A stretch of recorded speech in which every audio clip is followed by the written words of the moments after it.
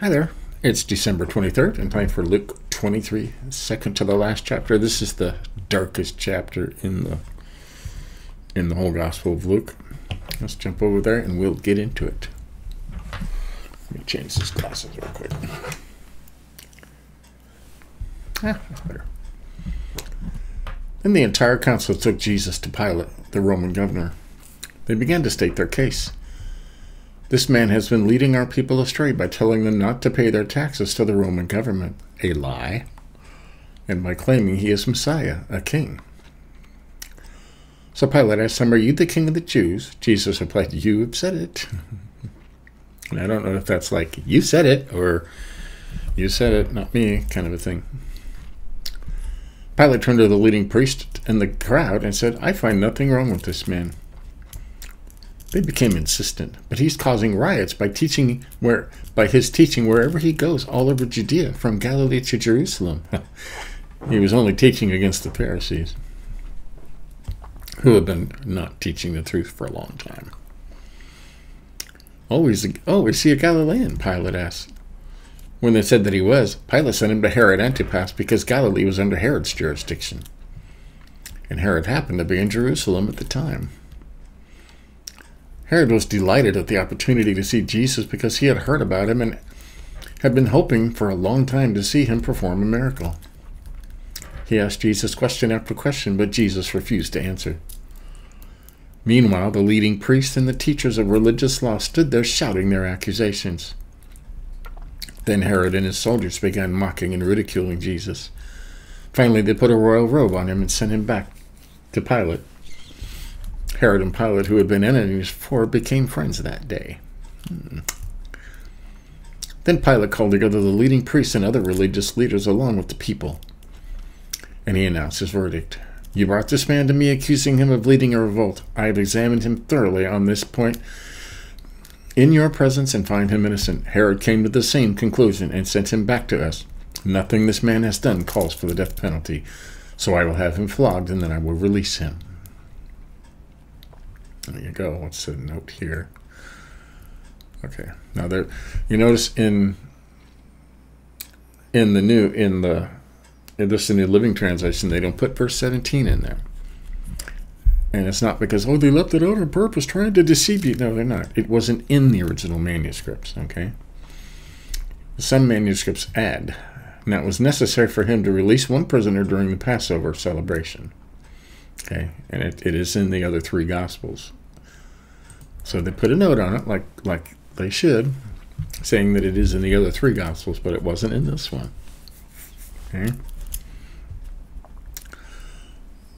Then a mighty roar rose from the crowd, and with one voice they shouted, "Kill him and release Barabbas to us." Barabbas was in prison for taking part in an insurrection in Jerusalem against the government and for murder. Pilate argued with them because he wanted to release Jesus, but they kept shouting, "Crucify him, crucify him." See, now it also doesn't say in Luke that there were instigators dispersed all over the crowd, paid protesters. Sound familiar? They got the people all screaming and in an uproar. Because, truth be told, nobody would want Barabbas released. The guy's a murderer. For the third time, he demanded, "Why? What crime has he committed? I have found no reason to sentence him to death, so I will have him flogged and then I'll release him." A second time. But the mob shouted louder and louder, demanding that Jesus be crucified, and their voices prevailed. See, the last thing they wanted was a revolt or a riot, because when the governors had riots and they couldn't control their districts that they're governing over, Rome replaced them. And it didn't go well for the governors that got replaced. So he had to give in. So Pilate sentenced Jesus to die as they demanded. As they had requested, he released Barabbas, the man in prison for insurrection and murder. But he turned Jesus over to them to do as they wished. The crucifixion. As they led Jesus away, a man named Simon, who was from Cyrene, which is... Cyrene is a city in northern Africa. Yeah, this is very close to Africa. Who was from Cyrene, happened to be coming in from the countryside. The soldiers seized him and put the cross on him and made him carry carry it behind Jesus. A large crowd trailed behind, including many grief-stricken women. But Jesus turned and said to them, "Daughters of Jerusalem, don't weep for me, but weep for yourselves and for your children. For the days are coming when they will say, 'Fortunate indeed are the women who are childless, the wombs that have not borne a child, and the breasts that have never nursed.' People will beg the mountains to fall on us and plead with the hills, 'Bury us.' For if these things are done when the tree is green, what will happen when it is dry?" Okay, now this is almost repeated word for word in Revelation as what will happen during the tribulation. Okay. 2 others, both criminals, were led out to be executed with him. When they came to a place called the Skull, or Calvary, as we know it, they nailed him to the cross, and the criminals were also crucified, one on his right and one on his left. Jesus said, "Father, forgive them, for they know not what they are doing." And this it's not in every one here that probably says that here. Yeah. Sentence not included in many ancient manuscripts. And the soldiers gambled for his clothes by throwing dice. Some places say they were casting lots, but the crowd watched, and the leaders scoffed. "He saved others," they said. "Let him save himself if he is really God's Messiah, the chosen one." The soldiers mocked him too by offering him a drink of sour wine. They called out to him, "If you are king of the Jews, save yourself." A sign was fastened above him with these words, "This is the King of the Jews." One of the criminals hanging beside him scoffed, So you're the Messiah, are you? Prove it by saving yourself and us too while you're at it." But the other criminal protested, "Don't you fear God even when you have been sentenced to die? We deserve to die for our crimes, but this man hasn't done anything wrong." Then he said, "Jesus, remember me when you come into your kingdom." Jesus replied, "I assure you today you will be with me in paradise." Okay. Now this particular verse, verse 42, there have been many, many sermons about this. A man, a thief, a murderer, during his execution, asked Jesus to remember him, and Jesus said, "Today you'll be with me in paradise." Okay. He didn't ask Jesus to save him. He never got baptized. He never read any of the scriptures. Okay. He didn't follow John. He must have had some kind of faith. But he didn't do any of the things that they say are required to be a Christian. Because all you have to do is believe Jesus. You have to know him. So, yeah. Do you have to do all these steps? No. But that's a whole other sermon.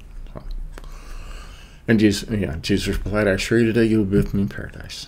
The death of Jesus. By this time it was about noon, and darkness fell across the whole land until 3 o'clock. Okay, middle of the day, it got dark. That scared people. The light from the sun was gone, and suddenly the curtain in the sanctuary of the temple was torn down the middle.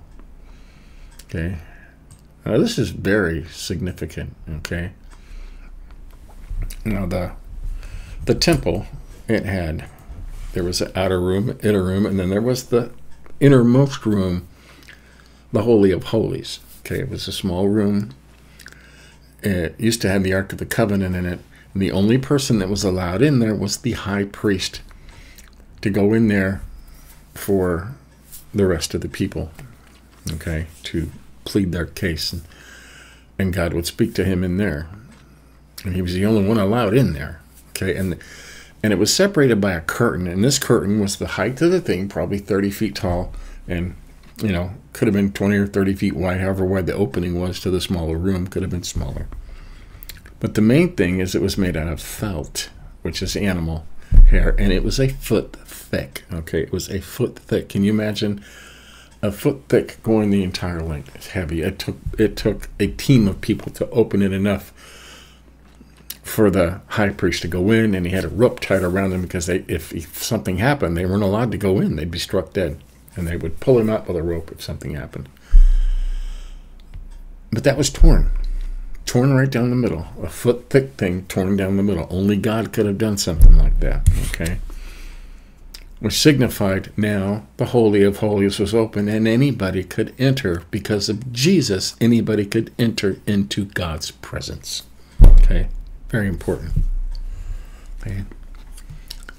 And after this, Jesus shouted, "Father, I entrust my spirit into your hands." And with those words, he breathed his last. He died. When the Roman officer, and there's a note there, centurion, overseeing the execution, saw what happened, he worshipped God and said, "Surely this man was innocent." There's a note there too, or righteous. And when all the crowd that came to see the crucifixion saw what had happened, they went home in deep sorrow, or beating their breasts, it says. But Jesus' friends, including the women who had followed him from Galilee, stood at a distance watching, still afraid for their own lives. The burial of Jesus. Now there was a good and righteous man named Joseph. He was a member of the Jewish High Council, but he had not agreed with the decision and actions of the other religious leaders. He was from the town of Arimathea in Judea, and he was waiting for the kingdom of God to come. It was there. He went to Pilate and asked for Jesus' body. Then he took the body down from the cross and wrapped it in a long sheet of linen cloth and laid it in a new tomb that had been carved out of rock. This was done late Friday afternoon, the day of preparation, as the Sabbath was about to begin. Okay, now their Sabbath was on the 7th, which was Saturday, traditionally. And after sundown, as soon as the sun sets on Friday, that's the Sabbath. You're not allowed to do any work. Okay, I mean, Jesus proved all that wrong, okay? Like, you know, if your horse falls in a ditch, you're going to get him out. You're going to work, okay? You still go out and lead your horses out of the barn to water. So you do work on the Sabbath, but they were very long. No work allowed.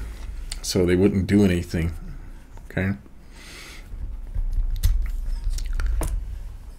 So, but they were waiting. I mean, the women were waiting with all their stuff, and you know, yeah, they were preparing to treat the body. I mean, you treat the body with spices because they smell after a while. They didn't embalm them back then, so they after days they stink. And you remember when Jesus rose Lazarus from the dead, he had been in the grave for 3 days, and they were afraid.